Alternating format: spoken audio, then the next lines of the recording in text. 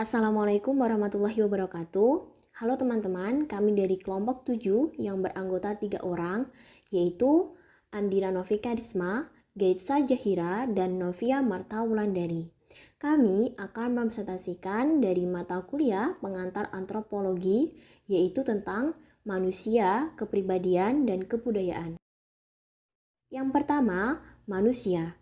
Secara bahasa, manusia berasal dari kata manu, dari bahasa Sanskerta, mens dari bahasa Latin yang berarti berpikir atau makhluk yang berakal. Secara istilah, manusia dapat diartikan sebuah konsep, sebuah fakta, sebuah kelompok jenius atau seorang individu. Selanjutnya, pendefinisian manusia. Manusia dapat diartikan berbeda-beda menurut biologis, rohani, dan istilah kebudayaan atau secara campuran. Yang pertama, secara biologis. Manusia diklasifikasikan sebagai Homo sapien atau bahasa Latin untuk manusia. Sedangkan dalam hal kerohanian dijelaskan menggunakan konsep jiwa yang bervariasi. Dalam kebudayaan, mereka dijelaskan berdasarkan penggunaan bahasanya dan organisasinya di dalam masyarakat. Penggolongan manusia yang paling utama adalah berdasarkan jenis kelamin. Jenis kelamin ada dua, yaitu laki-laki dan perempuan. Penggolongan lainnya adalah berdasarkan usia, mulai dari janin, bayi, balita, anak-anak, remaja, hingga sampai tua.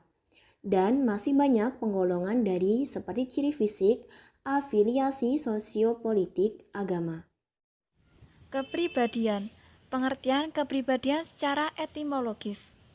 Kepribadian dalam bahasa Inggris yaitu personality dan dalam bahasa Latin berasal dari kata per dan soner yang berarti topeng yang dipakai oleh para pemain sandiwara. Jadi, personality dapat ditafsirkan sebagai perilaku yang sebenarnya, substansi, atau yang tidak sebenarnya. Pengertian secara konseptual, pengertian ini dibagi menjadi 4. Yang pertama, kepribadian merupakan suatu organisasi. Yang kedua, kepribadian bersifat dinamis. Yang ketiga, kepribadian meliputi aspek jasmani dan aspek rohani. Dan yang keempat, kepribadian menentukan penyesuaian diri secara unik terhadap lingkungan.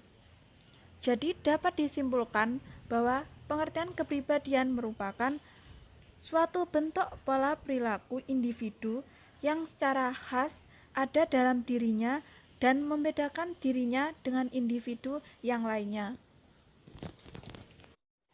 Faktor yang mempengaruhi kepribadian manusia ada dua. Yang pertama, faktor genetika atau pembawaan. Yang kedua, faktor lingkungan. Faktor lingkungan ini diantaranya ada keluarga, kebudayaan, dan sekolah. Faktor-faktor yang mempengaruhi kepribadian.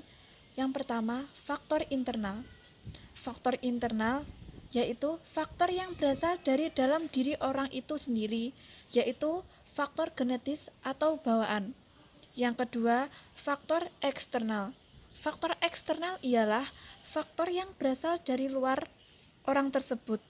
Faktor ini merupakan pengaruh yang berasal dari lingkungan seseorang, mulai dari lingkungan terkecilnya, yakni keluarga, teman, tetangga, sampai dengan pengaruh dari berbagai media audio visual. Teori kebudayaan antara lain: 1. Kebudayaan dapat dipelajari. 2. Kebudayaan berasal dari segi biologis, lingkungan, psikologis, komponen sejarah eksistensi manusia. 3. Kebudayaan mempunyai struktur.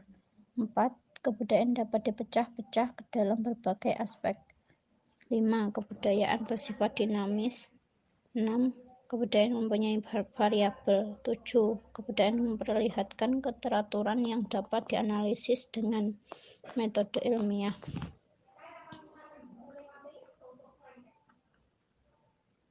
Unsur-unsur kebudayaan. Unsur kebudayaan universal dipecah dalam unsur yang lebih kecil. 1. Kultur universal. Kebudayaan semesta yang dijumpai di kelompok manapun di dunia. 2. Cultural activities, kegiatan budayaan setempat. 3. Traits complexes, alat-alat yang melengkapi kegiatan kebudayaan setempat. 4.